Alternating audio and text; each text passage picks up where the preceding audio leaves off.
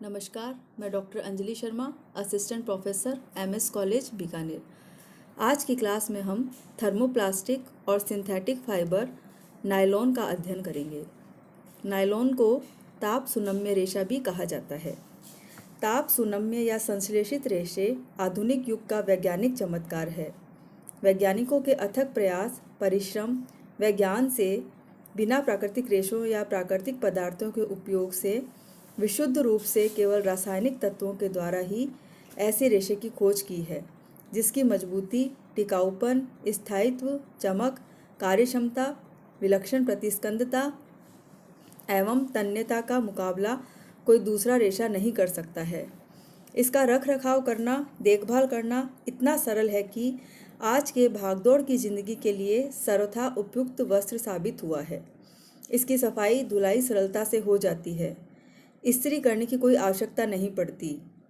धो और पहनो के श्रेष्ठ गुण से विभूषित इन वस्त्रों के रख रखाव में अत्यंत कम श्रम, शक्ति व समय लगता है।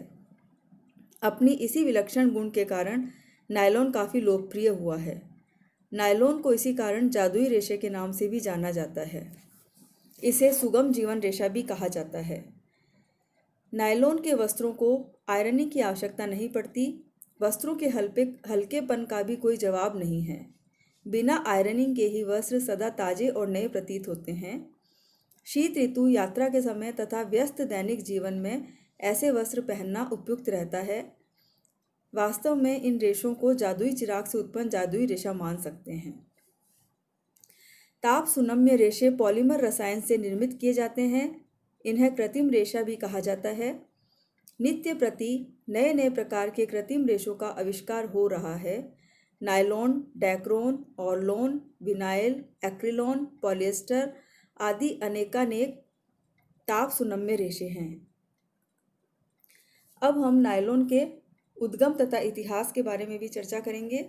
नायलॉन का रेशा 20वीं शताब्दी की अनुपम देन है।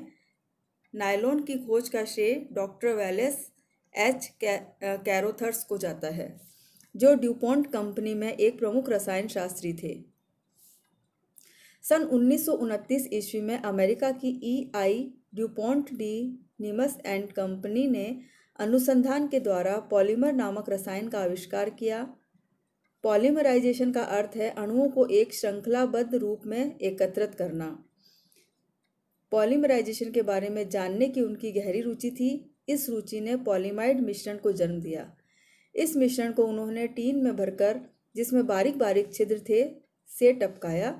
छिद्रों से निकलने के पश्चात यह पॉलीमाइड सूखता गया और धागे का आकार ग्रहण करता गया। खींचने के बाद ये धागे और बारीक हो गए, जिससे कि कम मोटाई का धागा बना।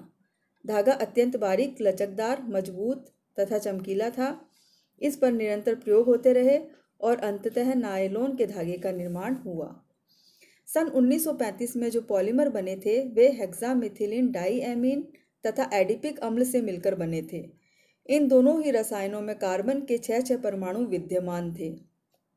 इसीलिए इनके मिश्रण से जो पॉलीमर बने उसे पॉलीमर 6 नाम दिया गया। इस प्रकार प्रारंभ में जो नायलॉन का निर्माण हुआ उसे 6 पॉलीमर कहा गया। बाद में सन 1938 ईस्वी में इसका नाम नायलॉन रखा गया। हालांकि नायलॉन का कोई शाब्दिक अर्थ नहीं है, केवल बोलचाल की सुविधा के लिए ही इसे नायलॉन नाम से संबोधित किया जाता है। सन 1940 ईस्वी में नायलॉन के रेशे से निर्मित हौजरी वस्त्र बाजार में बिकने लगे। आज नायलॉन की मांग दिन प्रतिदिन बढ़ती जा रही है। नित्य प्रति कुछ न कुछ नए चीज़ों का आविष्कार हो रहा है। नायलॉन के कड़ेपन से कई उपयोगी चीज़ें जैसे कंघी, बेल्ट, बाल्टी आदि आवश्यक चीज़ों का भी निर्माण होने लगा है और सार्वजनिक जीवन का ये एक अभिन्न अंग बन गया है। अब हम नायलॉन के निर्माण प्रक्रिया को समझेंगे। इसका फर्स्ट स्टेप है पॉलीमराइजेशन प्रक्रिया। नायलॉन रेशे का निर्माण रासायनिक प्रक्रियाओं की एक जटिल श्रृंखला है। इसमें कार्बन, हाइड्रोजन, ऑक्सीजन एवं नाइट्रोजन को निश्चित एवं नियंत्रित अनुपात तथा संगठनात्मक व्यवस्था में मिलाया जाता है। इन सभी तत्वों का अनुपात इस बात पर निर्भर करता है कि इससे किस प्रकार का नायलॉन बनाया जाएगा। नायलॉन के निर्माण के लिए पहले कोल तार, पेट्रोलियम या अन्य रासायनिक कच्ची सामग्री से हेक्सामेथिलीन डाईएमीन तथा एडिपिक एसिड नामक रसायनों का निर्माण किया जाता है। इन रसायनों के संयोग से नायलॉन सॉल्ट बनाया जाता है। इस नायलॉन सॉल्ट को ऑटोक्लेव में रखकर गर्म किया जाता है। ऑटोक्लेव एक प्रकार का प्रेशर कुकर नुमा बर्तन होता है। गर्म करने से छोटे छोटे अणु आपस में मिलकर अणुओं की बड़ी श्रृंखला में बंध जाते हैं, जिसे लीनियर सुपर पॉलीमर कहा जाता है। इस लीनियर सुपर पॉलीमर को कास्टिंग व्हील पर बहाकर रिब्बन के रूप में तैयार कर लिया जाता है। तत्पश्चात इस रिब्बन पर ठंडा पानी डाला जाता है, जिससे यह जम जाता है। जमे हुए रिब्बन को छोटे छोटे टुकड़ों में काट लिया जाता है। रिब्बन के ये छोटे टुकड़े फ्लैक्स कहलाते हैं। अब फ्लैक्स के छोटे टुकड़ों को पिघलाकर गाढ़ा गोल बनाया जाता है। इस गाढ़े घोल को स्पिंडलेट के छिद्रों में से होकर गुजारा जाता है।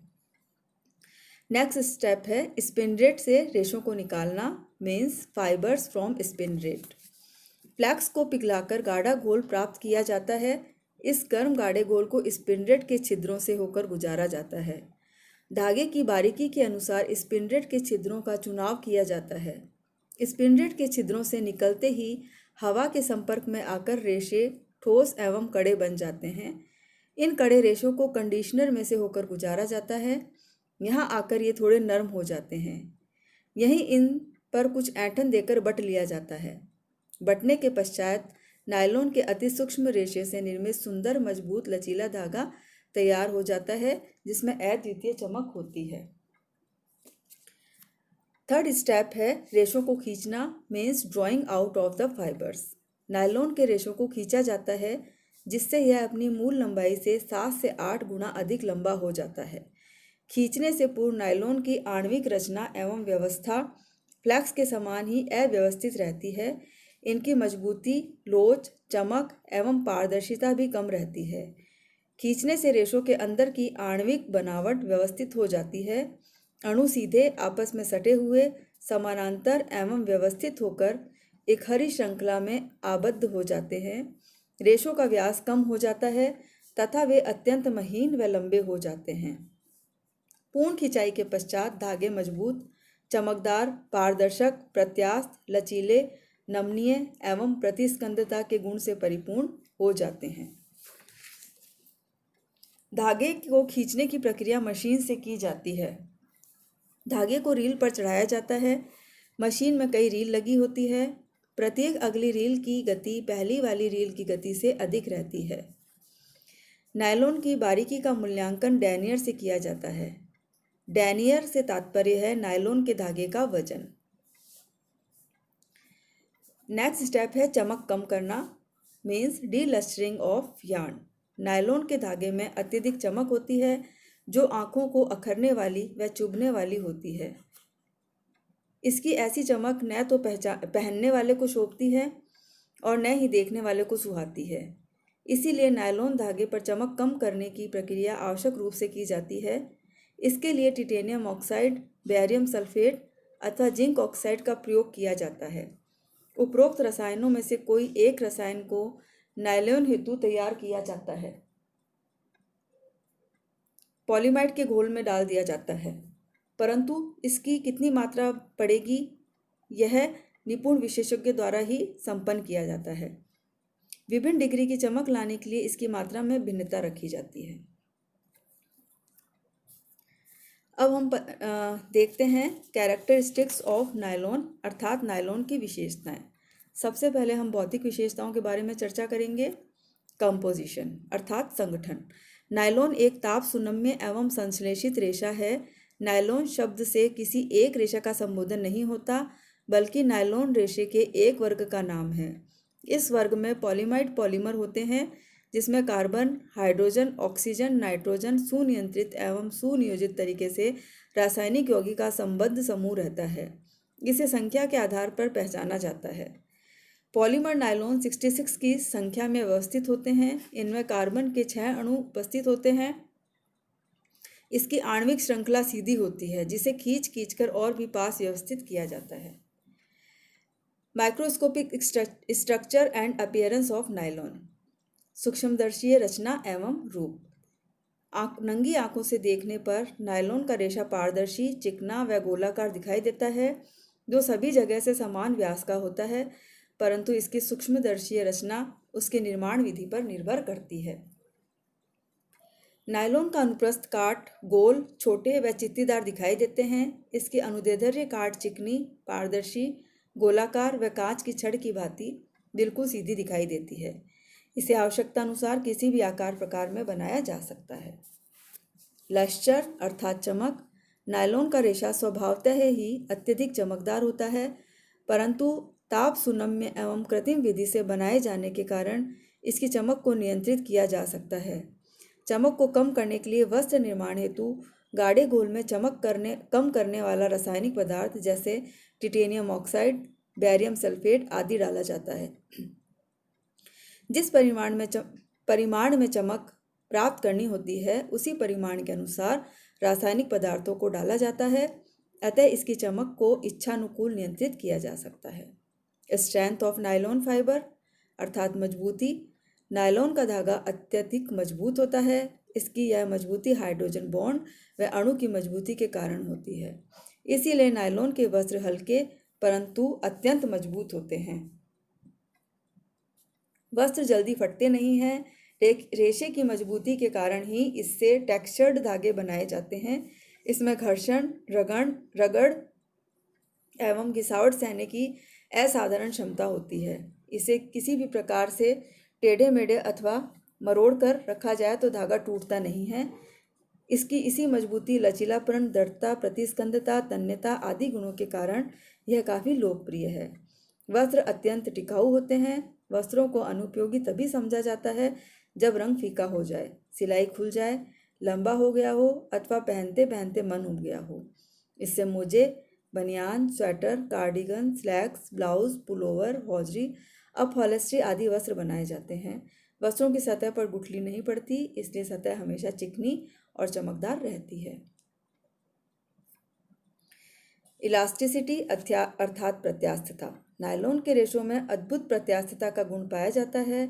इसके वस्त्र को खींचकर फैला देने के बावजूद छोड़ देने पर पुनः अपनी पूर्वाकृति प्राप्त कर लेने का इसमें विलक्षण एवं असाधारण गुण विद्यमान रहता है। नायलॉन के इसी अनोखे गुण ने इसे इतना अधिक लोकप्रिय बनाया है, जो हमारी व्यस्त एवं संघर्षमय जीवन का एक अभिन्न अंग बन चुका है। वस्त्र पहनने पर शरीर के गहराई एवं उभारों के अनुरूप अपना रूप धारण करके शरीर पर फिट बैठ जाते हैं तथा खोलने के पश्चात अपनी खोई हुई पूर्वाकृति शीघ्रता से प्राप्त कर लेते हैं। यही कारण है कि बिना नाप के भी इसके वस्त्र शरीर पर फिट बैठ जाते हैं। रेजिलियंसी अर्थात प्रतिस्कंदता। प्रत्यास्थता के समान ही इसके रेशे में प्रतिस्कंदता का अनोखा एवं असाधारण गुण विद्यमान रहता है। टेंसाइल स्ट्रेंथ अर्थात तनाव सामर्थ्य। इसमें तनाव सामर्थ्य का अद्भुत गुण पाया जाता है। इसके रेशे को तोड़ मरोड़ कर, ऐंठन देकर, झुकाकर अथवा टेढ़े मेढ़े रखने से भी टूटते नहीं हैं और पूर्वाकृति ग्रहण कर लेते हैं। क्रश हो जाने के कारण के पश्चात भी ये फिर से अपना ताजगी भरा नया रूप ग्रहण कर लेते हैं। यात्रा, सफ़र आदि के लिए वस्त्र अति उत्तम होते हैं। इन्हें पहनकर सो जाने के पश्चात उठने पर वस्त्र ज्यों के त्यों दिखाई देते हैं। Moisture regain and absorbency. आर्द्रता प्रतिधारण एवं अवशोषकता। नायलॉन में अवशोषकता का अभाव रहता है। ये वस्त्र जल्दी भीगते नहीं हैं और पानी चिकनी सतह के सहारे फिसलकर बह जाता है। यह गुण इसकी धुलाई क्रिया के लिए अति लाभकारी है। नायलॉन के वस्त्र गर्मी व बरसात में पहनने पर कष्टदायी होते हैं, क्योंकि रेशे पास पास सटे रहते हैं, जिससे हवा का आवागमन नहीं हो पाता। नायलॉन के साथ कपास के रेशे मिलाकर परिधान तैयार करने से इसके दोष को दूर किया जा सकता है। नायलॉन की आर्द्रता प्रतिधारण क्षमता 11 से 12% होती है।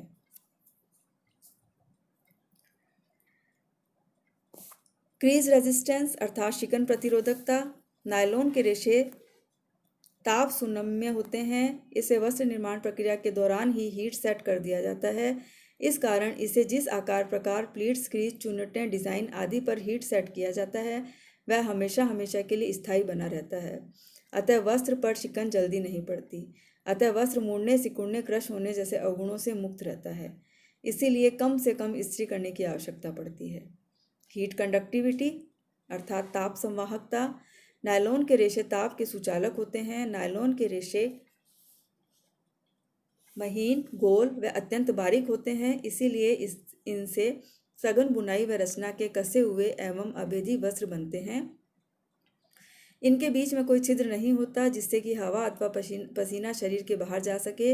इस कारण शरीर की गर्मी, ताप व पसीना वस्त्र के बीच में ही ठहर जाते हैं। फलतः गर्मी के मौसम में वस्त्र पहनने पर कष्टदायी होते हैं, इसीलिए नायलॉन के वस्त्र गर्मी एवं आर्द्र मौसम के लिए अनुकूल नहीं होते। स्टैटिक इलेक्ट्रिसिटी चार्ज, स्थैतिक विद्युत प्रभार। नायलॉन के वस्त्रों में घर्षण के कारण स्थैतिक विद्युत प्रभाव उत्पन्न हो जाता है। वस्त्र की सतह विद्युत सुचालक के संपर्क में आ जाती है, तब विद्युत स्थानांतरण या विद्युत झटका या शॉक उत्पन्न होता है। स्थैतिक विद्युत के गुण के कारण धूल कण या अन्य गंदगी वस्त्र में आकर चिपक जाते हैं। झाड़ने के पश्चात धूल कण झड़ते नहीं हैं बल्कि और पास आकर चिपक जाते हैं। गर्मी के मौसम में पहनने पर इसका यह अवगुण स्पष्ट रूप से दिखाई देता है। श्रिंकेज अर्थात संकुचन। नायलॉन वस्त्र सिकुड़ते नहीं हैं, न ही इनकी आकार व आकृति बिगड़ती है, क्योंकि इनको एक विशेष आकार व आकृति पर हीट सेट कर दिया जाता है। क्लीनलीनेस एंड वॉशेबिलिटी, सफाई एवं धुलाई। नायलॉन के वस्त्र चिकनी सतह वाली होती है, इसीलिए इन पर धूलकण अन्य गंदगियां शीघ्रता से नहीं चिपकते, अतः इनकी सफाई एवं धुलाई नितांत आवश्यक है। वस्त्र पर लगे दाग धब्बे भी शीघ्रता से छूट जाते हैं। Effect of fungus and insects, फफूंदी एवं कीड़ों का प्रभाव।